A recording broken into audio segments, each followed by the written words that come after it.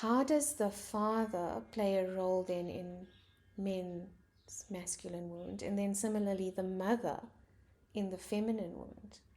So that's very interesting, because I always used to think that we need to work on both. But what I've noticed is this.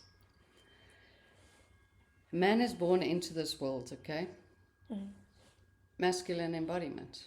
Now, when he heals and actually opens up that wound of the feminine and he sets that free, okay, everything we've been talking about, all right, and he gets to experience love, and he knows that what he's here to do is penetrate ideas, thoughts, things into the world that the feminine energy expands on, okay, he is now fully of service. He is now standing integrated, he's masculine and he's feminine, all right? What naturally starts happening is his natural male instinct, his natural male masculine energy automatically just moves in this world, because that is empowered, because now he's holding his feminine and he's holding his masculine. His masculine energy is not something that needs to be taught. Natural masculine energy is literally, for me, the energy is like, and people don't like this word, but I love this word, it's like the beast in the man. He wants to provide, he wants to protect, he wants to be of service, he wants to penetrate this world with everything that he is. It's not something he needs to work on. The wounding is he doesn't know where to penetrate because the feminine is not there. Receiving. Yes, the feminine is not receiving. So when it comes to like the father or standing up towards other men, when the feminine is receiving, he naturally does that.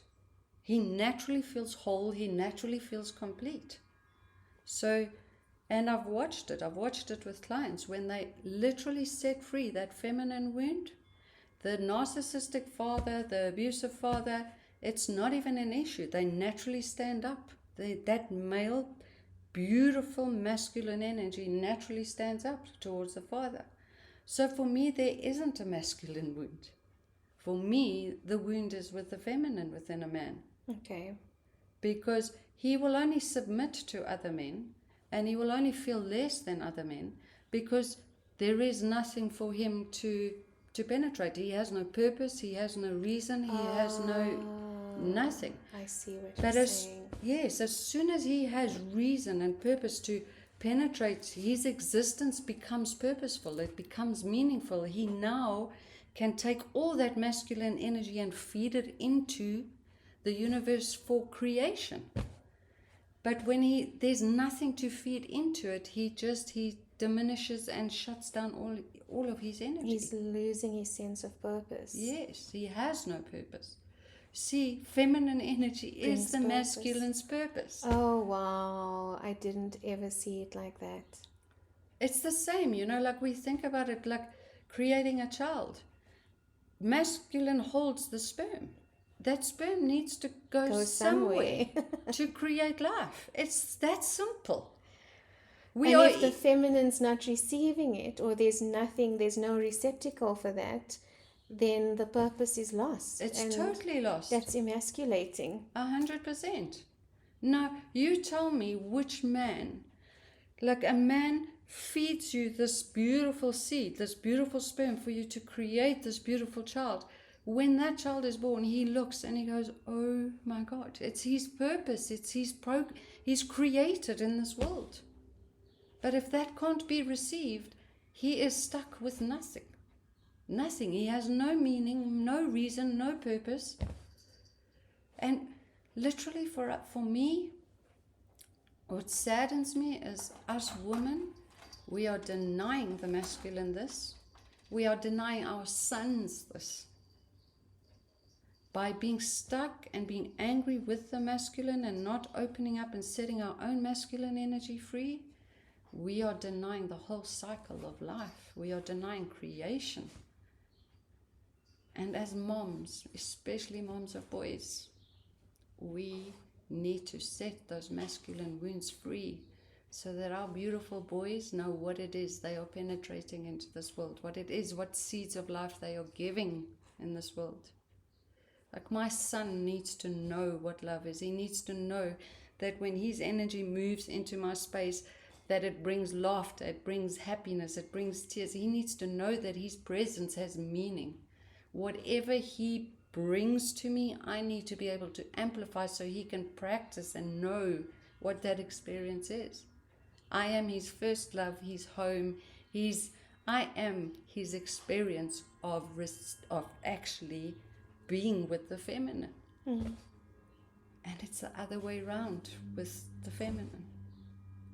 So I want to share two experiences with you now, because I'm starting to realize that this is me and what I'm attracting.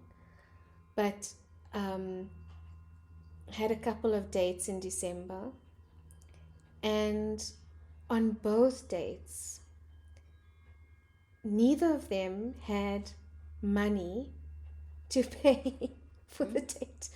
The first one, it was like 150 Rand coffee bill, and he offered to split it, and I was like, how do you split 100? And then I took over and I said, it's fine, I'll get it, never mind, and I paid for it. The second date had left, or didn't have cash on him, had left his wallet at home. I was just like, why is this repeating itself? What is it about me that's attracting men that can't pay for a meal? Help me understand that a little bit from what you've been speaking about. I love that, because that's been my journey. Oh, wow. Is it because I'm trying too hard to control the situation? Let me just rather hear what you have to say. So let's go into this, okay? So it's very interesting, because my journey has literally also been, and it's, in the end, it becomes you holding, what it feels like is that you actually are the woman holding, and the man that you're with is a child.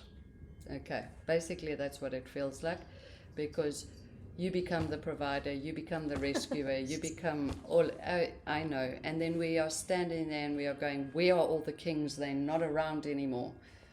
Meantime, this world is full of kings. We just haven't been ready for them. Okay. So let's be honest. Single mom, we can do it all on our own. We don't need a man. We can provide, we can work, we can drill, we can do all of it. But when our children aren't with us, we lie on the couch and we're like, I just wish I had somebody here just to talk to, just to love, just to share deep intimacy with, just to surrender, all of that good stuff. And then we go on dates and we are paying the bills. Okay. So this concept comes straight. Let's take it all the way back, okay, to being that little girl. Now you take yourself back to that feeling of being that little girl and your dad, and looking at your dad, and all you wanted was his love. All you wanted was his approval, you know? That's all you ever wanted. You just wanted to be his princess, the most important person in his world. Okay. So you did anything possible, whatever you had to do, just to remain that princess. Okay. So you are that perfect good girl, that whole perfect good girl that will get good daddy's syndrome. Yeah. Yes. Okay. Then we go through life, we get married, we get divorced, we go on dates, we do all of this stuff, but we are continually that good girl. We are the good girl that will do whatever it takes just to receive love. And one of the things that comes through with that good girl is we play the rescuer, we go out into the world and we go, I am whole, I'm complete, look at me, I'm a good girl, I can provide for myself, I can hold a home for myself, I can be a mother, I can drill, I can do all of this, look at me, I can hold all of this on my own. And we arrive at a man and we have coffee with him and we go, look at the good girl I am, I can hold this whole thing on my own, I don't really need you, but I really would love you to love me for everything that I am. So is there any space for the man? Is our energy allowing any space for him at all?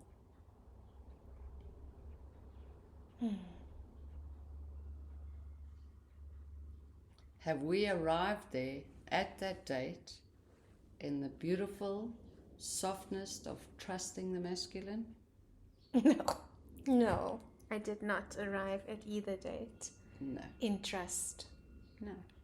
So that good girl, literally, if we have to break her down, okay, she is good girl on the one side, but what we are not looking at is on the other side is the anger, the disrespect, and it's deep anger.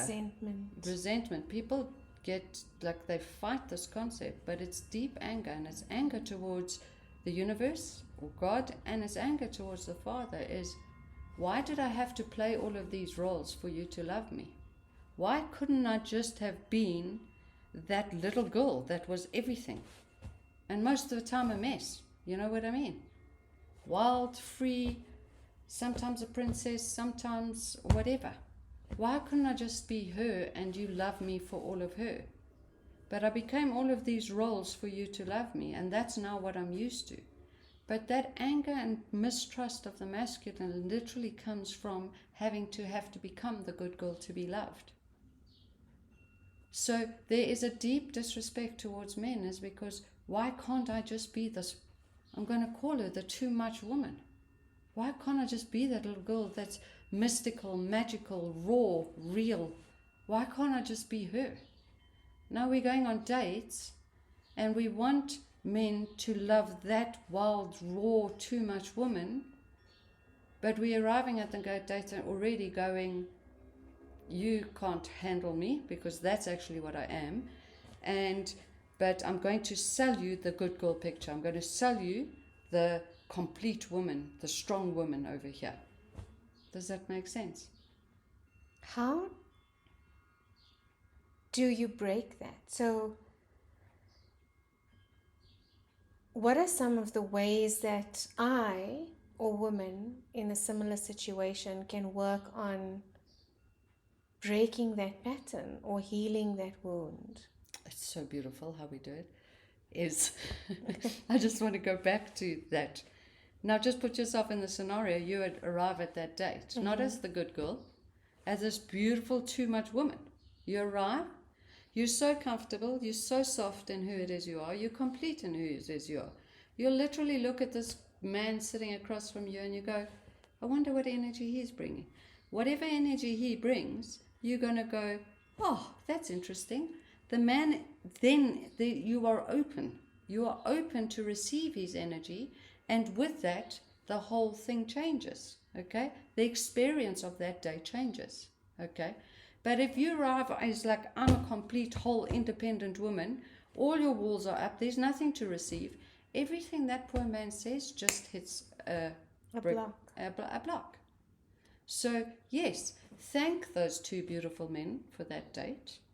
Just say thank you. Thank you for me allowing me to actually see that I am not open at all to actually for your seeds of life to come through, for the abundance that you bring to come through.